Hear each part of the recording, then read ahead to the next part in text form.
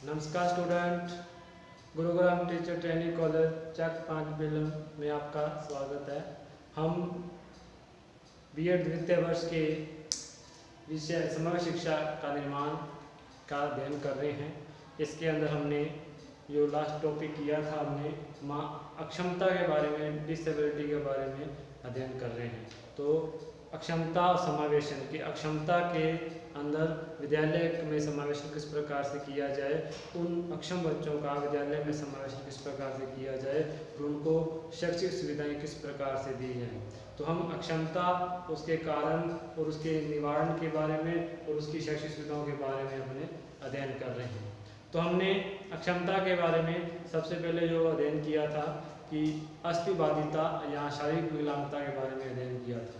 उसके बाद में हमने लास्ट वीडियो के अंदर मानसिक विकलांगता का अध्ययन किया। मानसिक विकलांगता के अंदर हमने देखा कि मानसिक रूप से विकलांग व्यक्ति जो बालक है, उसकी बुद्धि लब्धि है वो कमजोर होती है। बुद्धि लब्धि के आधार पर ही हम उसको मापते हैं कि ये मानसिक रूप से कमजोर है। तो मानसिक रूप से जो कमजोर व्यक्ति है या बालक है वो क्या है, सीखने की उसकी गति धीमी होती है, उसकी बुद्धि लब्धि है वो 90 से कम होती है और उसके अंदर हमें जल्दी सीखने की प्रवृत्ति कम होती है और सीख करके भूल जाने की प्रवृत्ति होती है। इस प्रकार से हम उसकी विशेषताओं के बारे में अध्ययन किया कि उसके अंदर सीखने की गति धीमी है, आयु वर्ग में अपने आयु वर्ग के बालकों से पिछड़ा होता है, इस प्रकार से मौलिकता का अभाव होता है और निरंतर अस्वस्थ रहता है, हीनता की भावना होती है, उसके अंदर सूक्ष्म विषयों पर विचार नहीं कर सकता, मौलिकता का अभाव होता है, सृजनात्मकता का भी अभाव होता है उसके अंदर। इस प्रकार से हम इसके विशेषताएं हमने लास्ट वीडियो में देखी। उसके बाद हमने मानसिक विकलांगता के प्रकार देखे। किस प्रकार के अंदर हमने देखे कि 4 प्रकार होते हैं। तो उसमें सामान्य विकलांगता या सामान्य मंदता, मध्यम मंदता, गंभीर मंदता और अति मंदता। सामान्य के अंदर इसके लक्षण जल्दी से सामने नहीं आते और कुछ थोड़ा सा पिछड़ा बालक होता है और उसमें सीखने की गति सामान्य बालकों से धीमी होती है। इसी प्रकार से हमने दूसरा देखा कि इसके अंदर मध्यम मंदता के अंदर उसके लक्षण प्रकट होने शुरू हो जाते हैं और वो क्या है, दूसरे बालकों से धीमे सीखता है। और गंभीर मंदता के अंदर उसमें ज़्यादा ही गंभीरता आ जाती है, वो किसी की और की सहायता से वो क्या है, बिना किसी सहायता से कार्य नहीं कर पाता और उनके लिए किसी सहारे की जरूरत पड़ती है। और जो अति मंदता है उसके अंदर तो वो जीवन भर क्या है, किसी पर डिपेंड रहता है, निर्भर रहता है। इसके साथ ही हम आगे अपने मानसिक अक्षमता के कारण के बारे में अध्ययन करेंगे। मानसिक अक्षमता के कारण। मानसिक क्षमता के क्या कारण है, मंदबुद्धि होने के क्या कारण है। तो इसके अंदर अपने देखते हैं कि वो अनुवांशिक भी हो सकता है, माता पिता के गुण है उसके अंदर आ सकते हैं। तो अनुवांशिकता के आधार पर होता है, जन्म के समय, जन्म के पहले इस प्रकार की जो अपनी कमजोरियां हैं वो मानसिक मंदता को आ सकती हैं। इस प्रकार से सबसे पहले वंशानुक्रम है। वंशानुक्रम के कारण भी बालक मानसिक अक्षम हो सकता है। उसके बाद में है कि इसके अंदर जन्म के समय कोई विकृति आ जाए,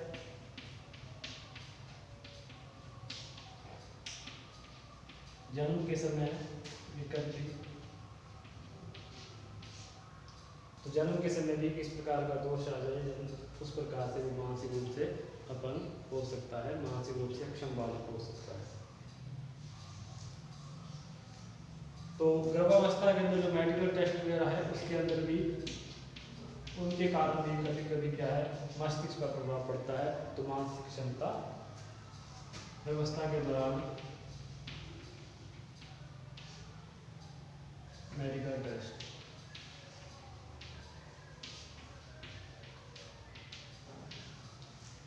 वंशानुक्रम हो सकता है, जन्म के समय का विकृति हो सकती है, गर्भावस्था के दौरान जो मेडिकल टेस्ट है, सीटी स्कैन वगैरह है, उनके कारण भी क्या है, मानसिक रूप से क्या है, अक्षमता आ सकती है। भावना ग्रंथि में गड़बड़ हो जाए, भावना ग्रंथि का असंतुलित हो जाना क्या है, मानसिक मंदता को जन्म देता है। व्यक्तित्व और संवेग के अंदर संतुलन न रहना, व्यक्तित्व और जो संवेग है वो कंट्रोल में ही रह रहते। जब संवेग कंट्रोल में नहीं रहते हैं तो बालक कुसंयोजित हो जाता है। तो कुसंयोजित होने के कारण क्या है, वो मानसिक क्षमता की तरफ चला जाता है। तो व्यक्तित्व और संवेग, व्यक्तित्व व संवेग इसका मुख्य कारण है। इसमें क्या है, व्यक्तित्व और संवेग में जब अनियंत्रित हो जाए तो मानसिक मंदता को जन्म देता है। माता पिता की अशिक्षा,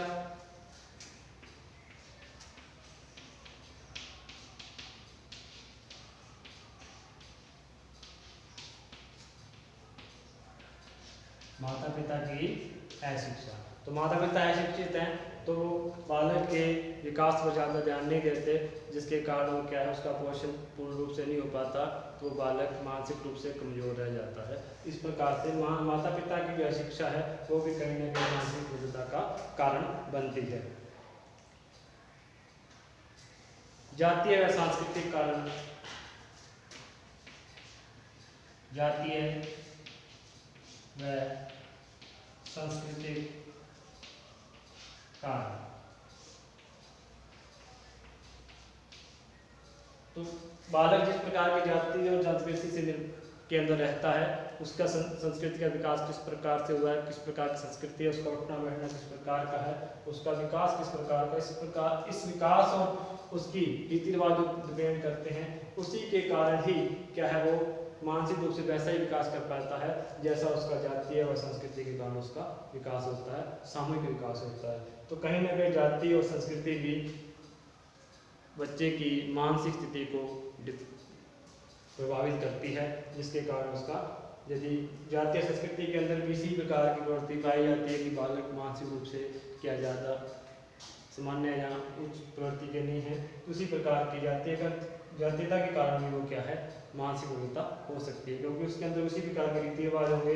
बच्चों को ज़्यादा पढ़ने के लिए नहीं भेजा जाता होगा, या उसके लिए कुछ इस प्रकार की बाधाएं होंगी कि बच्चे अधिक दूर नहीं जा पाते, अपना जो जातीय बंधन है उसको दूर नहीं कर पाते, जिसके कारण वो बालक क्या है, जातिगत बंधन में रह जाते हैं और उसके अंदर जो मानसिक विकास है वो नहीं हो पाता। अभ्यास के कारण भी मानसिक विकास बढ़ता है, तो वो जो अभ्यास है या नया कार्य करने की जो प्रवृत्ति उनके अंदर आएगी नहीं, तो वो क्या है, मानसिक विकास नहीं कर पाते, तो मानसिक रूप से वो बालक कमजोर रह जाते हैं। आगे है विद्यालय में पढ़ाने की विधि और विद्यालय का वातावरण। आगे बढ़ जाते हैं।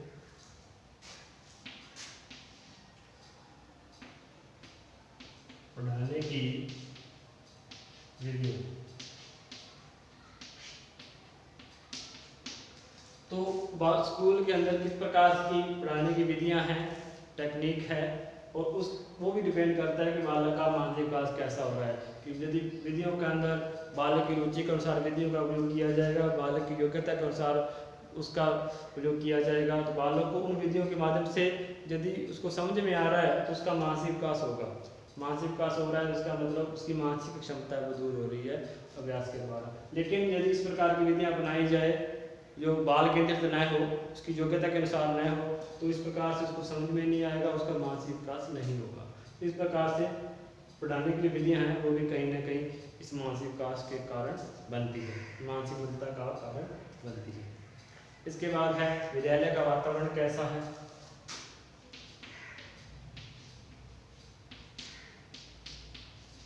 विद्यालय का वातावरण, तो विद्यालय का वातावरण प्रभावित करता है। विद्यालय का वातावरण अनुशासनात्मक है, समाजित है, सभी मिलजुल करके रहते हैं, आपस में सहयोग करते हैं, आपस में क्या है उसको समाजित होगा, उसके अंदर वातावरण के अंदर एक अनुशासन होगा, तो वो क्या है बालक अपने आप उसका मानसिक विकास होगा, सामाजिक विकास भी होगा। यदि वातावरण उचित नहीं है, बच्चों की तरफ अधिक ध्यान नहीं दिया जाता, उनकी रुचि पर, उनकी योग्यता पर ध्यान नहीं दिया जाता, उनकी सामाजिकता पर ध्यान नहीं दिया जाता, इस प्रकार से यदि विद्यालय का वातावरण उचित है तो वो मानसिक क्षमता को दूर करेगा, मानसिक विकास करेगा। और यदि विद्यालय का वातावरण उचित नहीं है तो उसका मतलब है कि उसके अंदर मानसिक जो विकास है वो नहीं होगा। तो इस प्रकार से हमने मुख्य रूप से जो कारण देखे हैं वह संवर्ग है कि यदि माता पिता या उसके आगे की जो पीढ़ी है, दादा दादी, उसमें कोई मानसिक रूप से कमजोर है तो हो सकता है कि वो बालक मानसिक रूप से कमजोर हो। जन्म के समय कोई विकृति आ गई है, जन्म के पूर्व, जन्म के समय और जन्म के बाद तीन कंडीशन होती है। तो जन्म के पूर्व है तो जन्म की जब गर्भावस्था होती है तो उस समय भी कोई विकृति हो जाती है, तो उसके कारण में क्या है, जन्म मानसिक क्षमता पैदा हो जाती है। और जन्म के समय उस समय भी कोई विकृति पैदा हो गई तो उसके कारण में वो क्या है, मानसिक क्षमता हो सकती है।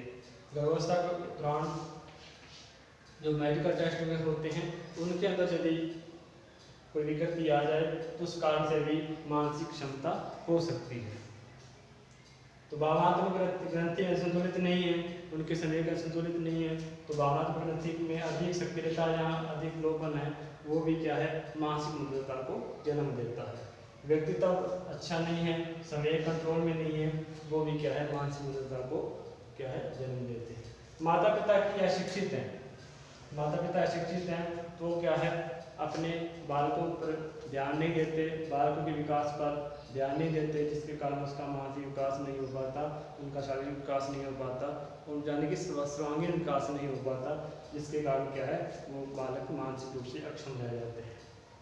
जातीय व सांस्कृतिक कारण, जातीय और संस्कृति का जो बंधन है उसके कारण भी यदि उस जातीय और संस्कृति के अंदर अधिक विकास करने के अवसर नहीं प्रदान किए जाते, बच्चों को अपनी रुचि के अनुसार कार्य करने के लिए नहीं प्रदान किया जाता, तो उसके कारण भी वो मानसिक क्षम बालक मानसिक क्षमता आती है।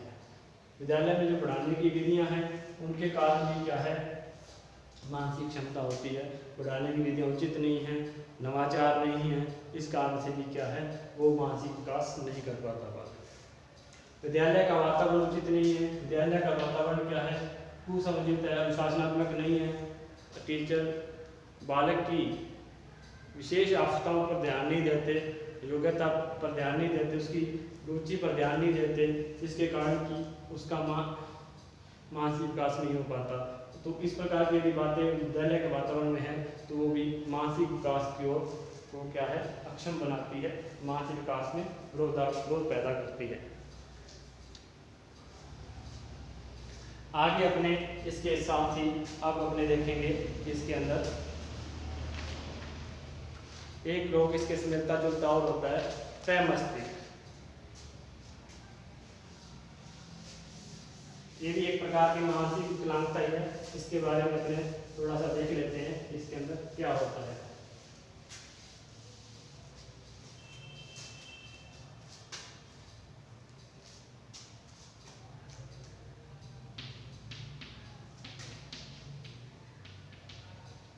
त्रैमस्तिक पक्षाघात या इसको अपने मानसिक पक्षाघात कहते हैं। त्रैमस्तिक मानसिक पक्षाघात।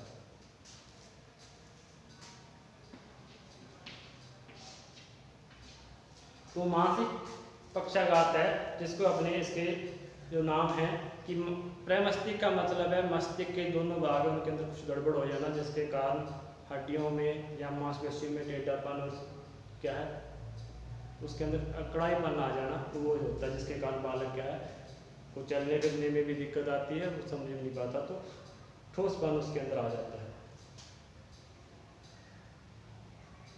तो इसके अंदर बालक क्या है, धीमी गति से सीखता है। तो त्रैमस्तिक पक्षाघात का संबंध क्या है, एक विलियम लिटल 1760 में एक असामान्य बीमारी के बारे में अध्ययन किया था कि विलियम लिटल ने 1760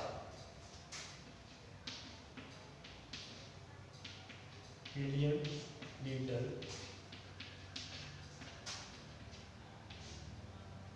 1760 विलियम लिटल ने 1760 के अंदर क्या है इसको अध्ययन किया था कि इसके अंदर बालक के अंदर एक सामान्य बीमारी पाई जाती है, जिसके अंदर हाथ पांव की मांसपेशियों के अंदर कड़ापन पाया जाता है।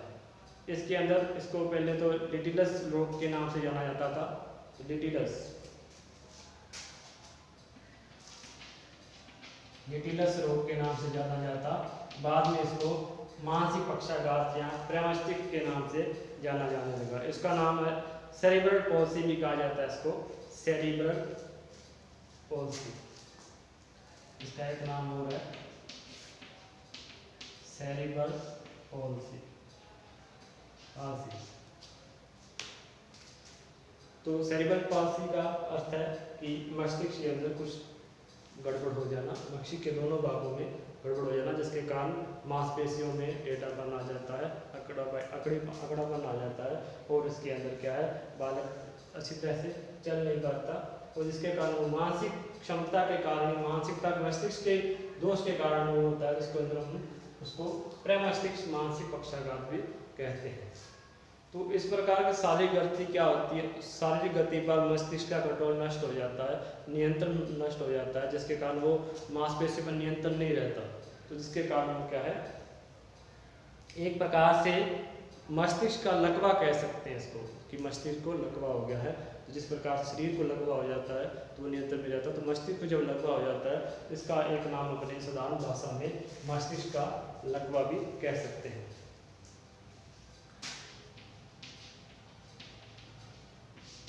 का लकवा इस प्रकार से इससे मानसिक विकलांगता से जुड़ा हुआ ही एक रोग है, जिसको अपने इसके साथ ही कर रहे हैं, प्रमस्तिष्क मानसिक पक्षाघात, जिसका जो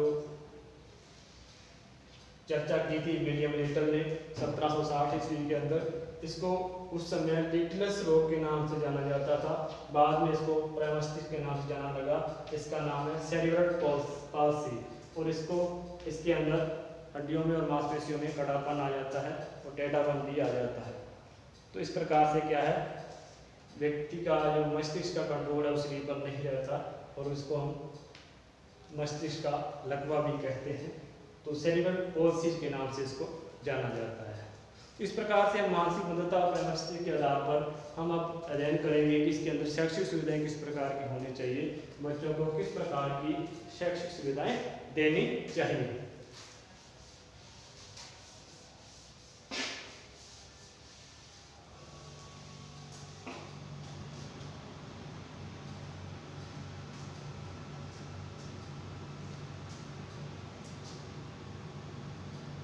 मानसिक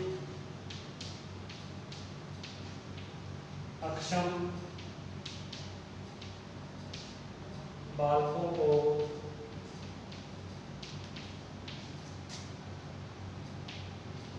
शैक्षिक सुविधाएं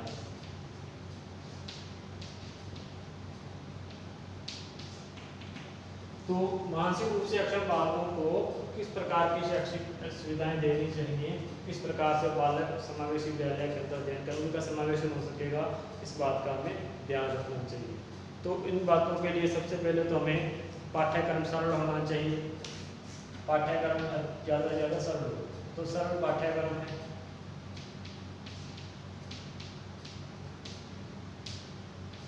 दूसरा है सामान्य कक्षा के अंदर,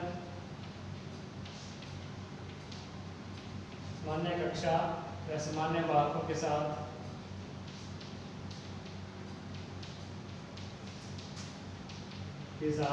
शिक्षा,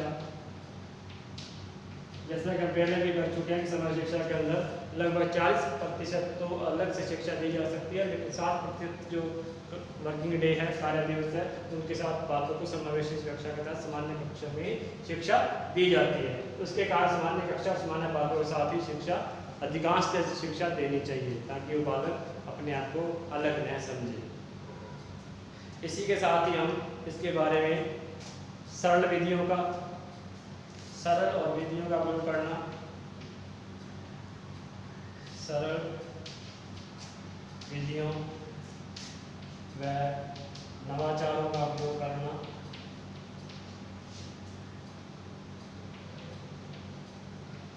तो नए नए जो टेक्निक है, नए नए नवाचार है, जो भी नए नए रूप से आते हैं समाज के अंदर, बच्चों की विशेष आवश्यकताओं के अनुरूप नए विचार जो आते हैं उनका उपयोग किया जाए, सरल विधियों का उपयोग किया जाए, ताकि बालक क्या है उसको सरल भाषा में समझ सके। तो सरल विधियों का मतलब है कि आपको ऐसा नहीं व्याख्यान दे दें, और व्याख्यान एक टीचर केंद्रित विधि है, शिक्षक केंद्रित विधि को, लेकिन सरल विधियों का मतलब है कि आप उसको बाल केंद्रित विधियों के अनुसार शिक्षा ग्रहण करवाओ, और उसके लिए इस प्रकार की विधियां अपनाओ जिससे कि बालक खुद उस कार्य के अंदर शामिल हो सके, यानी कि कार्य को करके देख सके। इस प्रकार से परियोजना विधि के अंदर है। तो करके सीखने वाली जो विधि है, जिसके अंदर वो प्रैक्टिकल रूप से कर सके और थोड़ा बहुत उसको समझ सके, जिसके कारण वो बालक अपने आप को उसमें शामिल पाए, अलग न पाए। तो इस प्रकार से सरल विधियों का प्रयोग किया जाए और नवाचारों का प्रयोग किया जाए, खेल विधि का प्रयोग किया जाए, जिस प्रकार से वो खेलते खेलते भी सीख सके। नंबर 4 है इसके अंदर अपने शिक्षण यंत्रों का प्रयोग। शिक्षण उपकरण यंत्रों का प्रयोग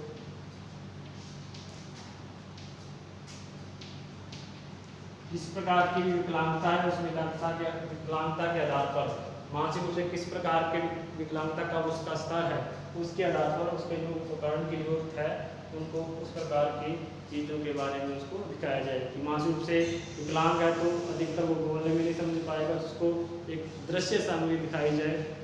ठीक है, मानसिक रूप से विकलांग है तो अधिकतर दृश्य सामग्री दिखाने का प्रयास किया जाए, जिससे कि वो एक पिक्चर के रूप में देख करके उसको समझ सके। इस प्रकार से शिक्षण विधियों में उपकरणों का उपयोग किया जाना चाहिए, सरल भाषा में किया जाना चाहिए ताकि वो सीख सके।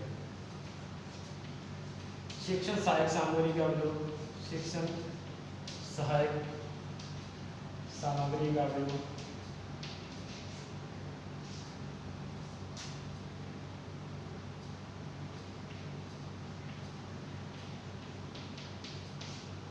तो शिक्षण सहायक सामग्री का उपयोग किया जाना चाहिए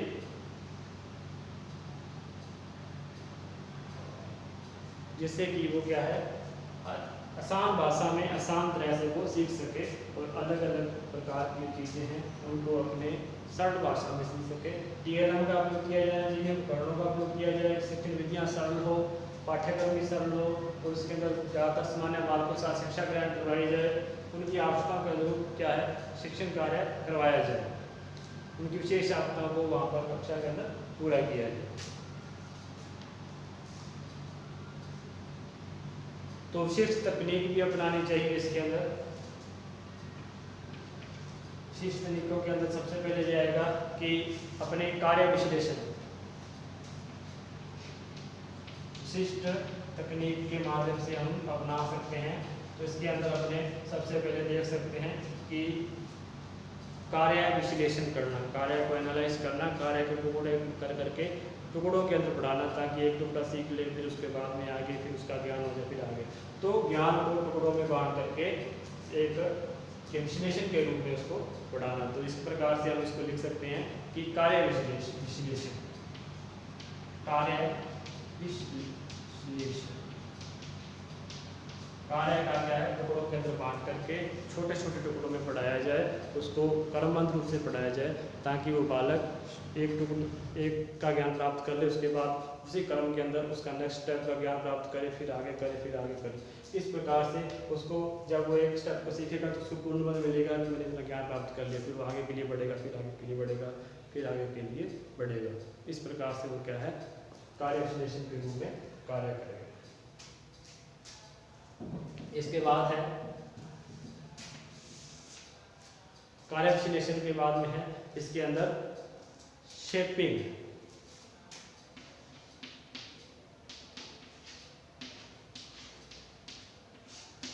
शेपिंग मेथड होता है। शेपिंग का अर्थ क्या है कि आप बालक को बार बार अभ्यास करवाओ, जब तक कि अपना लक्ष्य पूरा नहीं हो जाता उसकी बार बार अभ्यास करवाते रहो, अपने उद्देश्य को पूरा करवाओ।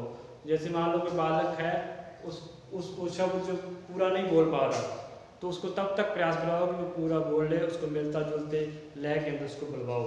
जैसे कमल बोलना है तो वो कम बोल रहा है तो उसके अंदर कम कमल लय करते करते कमल बुलवाया जाए। और कलम है तो कल बोलता है तो कल के बुलवाते बुलवाते उसको कलम बुलवाया जाए। पानी है तो पानी का मान लो पा बोल रहा है, पानी का पा बोल रहा है तो उसको धीरे धीरे करके पा ई ने और पा ई ने बोलते हुए या पा ने ई बोलते हुए उसको तब तक प्रयास करवाते रहे जब तक वो पानी नहीं बोलता। इस प्रकार से अलग अलग टुकड़ों में करके तो पानी बुलवाएं तो पानी की तरह ही उसको आगे के नए शब्द सिखाएं। तब तक सिखाते रहें, तब तक बुलवाते रहें, उसको रिपीट करवाते रहें जब तक वो सही शब्द नहीं बोलता। उस प्रकार से शेपिंग का मतलब है बार बार उसको अभ्यास करवाना, बार बार तब तक उसको उसी रूटीन के अंदर, उसी लय के अंदर बुलवाते रहना जब तक वो बोलता नहीं है। तो आधे अधूरे शब्द बोलता है तो तब तक आधे अधूरे शब्द बुलवाते रहे, उसको अनुसरण बार बार अभ्यास करवाते रहे जब तक वो सही शब्द नहीं बोल लेता। तो इस प्रकार से हम शेपिंग मेथड का इसके अंदर उपयोग करते हैं। श्रृंखलाबद्धता,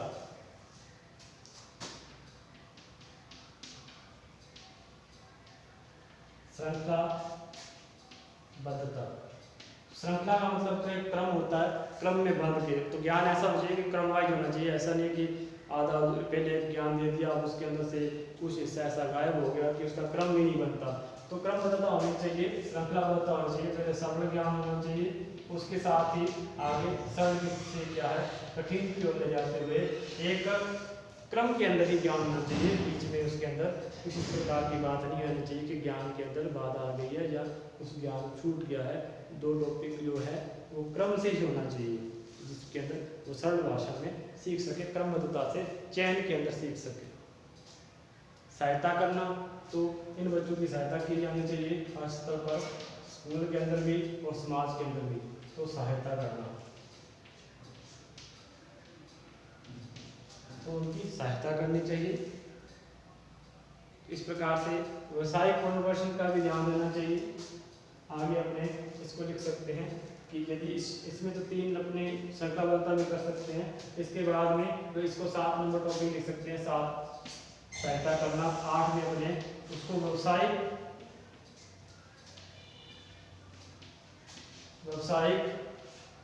पुनर्वास। तो उन ऐसे बातों के व्यवसायिक पुनर्वास का भी ध्यान रखना चाहिए जिससे कि बालक व्यवसाय के अंदर उसको प्रशिक्षण दिया जाए, ट्रेनिंग दी जाए, तो व्यवसाय में पारंगत होकर के अपने जीवन का निर्वाह कर सके, जिसके कारण वो अपने जीवन समाज के अंदर आत्मसम्मान से रह सके। तो उसको व्यवसायिक और सामाजिक पुनर्वास तो हर एक बालक का आवश्यक है, चाहे वो किसी भी क्षमता के कारण है। सामाजिक रूप से और व्यवसायिक रूप से पुनर्वास यदि उसका होगा, वो समाज में तभी रह पाएगा यदि उसको सम्मान में आत्मसम्मान मिलेगा, और आत्मसम्मान तभी मिलेगा यदि वो अपने आप को एक जीवन निर्वाह के रूप में सुरक्षित मानता है, व्यवसायिक और शिक्षण के रूप में सुरक्षित मानता है। तो व्यवसाय के अंदर वो अपने आप को प्रांगत मानता है, जैसे कि वो अपना जीवन निर्वाह कर सके। तो इसके साथ ही हमने इनकी शैक्षिक सुविधाएं पढ़ी कि पाठ्यक्रम को सरल बनाने का प्रयास करना चाहिए। पाठ्यक्रम के अंदर लोचपूर्ण भी होना चाहिए, सरल पाठ्यक्रम व लोचपूर्ण, ये भी कह सकते हैं कि पाठ्यक्रम लोचपूर्ण हो। और सामान्य कक्षा, सामान्य बालकों के साथ ही शिक्षा दी जाए। अधिकांशतः प्रयास ये करना चाहिए कि सामान्य बालकों के साथ ही शिक्षा दी जाए। सरल विधियाँ हो, नवाचारों का उपयोग किया जाए, शिक्षण उपकरणों का उपयोग किया जाए। जिस प्रकार की मेंटेलिटी है उसकी, इस प्रकार की विशेष आवश्यकता है, उसी प्रकार के टेप रिकॉर्डर है, वीडियो ऑडियो, जिस प्रकार से उसको सरल भाषा में मटेरियल मिलता है उसका उपयोग किया जाना चाहिए। शिक्षण सहायक सामग्री का उपयोग किया जाना चाहिए। TLM का टीचर लर्निंग मटेरियल है जो, उनका भी उपयोग किया जाए ताकि वो दृश्य के रूप में देख करके क्या है वो जल्दी समझ सके। क्योंकि जो उसको हम व्याख्यान के माध्यम से बोल करके समझाएंगे तो हो सकता है कि वो थोड़ी देर में भूल जाए, ना सीख पाए। जब एक पिक्चर उसको सामने में आ जाएगी तो उसके लिए वो जल्दी सीख पाएगा। पिक्चर को भी बहुत ही बारीकी से समझा दिया जाए ताकि वो जल्दी से सीख सके। विशिष्ट तकनीकों के अंदर कार्य विश्लेषण हो सकता है। कार्य को टुकड़ों में बांट करके क्रमबद्ध से पढ़ाया जा सकता है कि एक टुकड़ा बढ़ा दिया, उसको जब ज्ञान हो जाए फिर आगे, तो छोटे छोटे टुकड़ों में जब हम उसको ज्ञान प्रदान करेंगे तो ज्ञान अधिक स्थायी होगा। एक साथ नहीं दिया जाए, छोटे छोटे टुकड़ों के अंदर उसको कार्य दिया जाए। शेपिंग का अर्थ है कि उस बालक को तब तक जो लक्ष्य हमने निर्धारित कर रखा है तब तक उस लक्ष्य को क्रमबद्ध रूप से पढ़ाते रहें, बुलवाते रहें जब तक वो उसको पूरा नहीं बोल पाता। जैसे मान लो उसकी आधा अधूरा शब्द बोलता है तो तब तक बुलवाएं जब तक वो क्या है उसको पूरा नहीं बोल देता। तो शेपिंग का अर्थ ये है कि उसको लक्ष्यबद्ध उद्देश्य को तब तक करवाएं जब तक उसका उद्देश्य पूरा नहीं हो जाता। तो श्रृंखलाबद्धता का अर्थ है कि ज्ञान को हम श्रृंखला के रूप में, क्रम के रूप में करवाएं जिससे कि वो पहले सरल करवाएं फिर कठिन की तरफ बढ़े, और क्रम से होना चाहिए। इसके अंदर किसी प्रकार का बीच में ज्ञान छूट न जाए, इस प्रकार का भी ध्यान रखना चाहिए। यानी कि जो टॉपिक है वो क्रमबद्ध से होना चाहिए। बच्चों को ऐसा नहीं लगे कि पहले तो ये करवा रहे थे अब ये करवा दिया, बीच का जो कोई कुछ चीज़ है छूट रही है।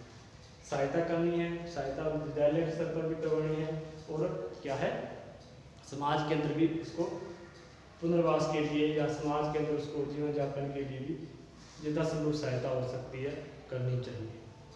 व्यवसायिक पुनर्वास के लिए उसको व्यवसायिक प्रशिक्षण दिया जाए, जिससे कि वो अपने व्यवसाय के आधार पर समाज में रह सके। इस प्रकार से हमने आज अक्षम बालकों के लिए क्या है कानून और इसकी शैक्षिक सुविधाओं के बारे में अध्ययन किया। तो कल हम कुछ नई अक्षमता के साथ फिर नई वीडियो में हाजिर होंगे। तब तक के लिए नमस्कार।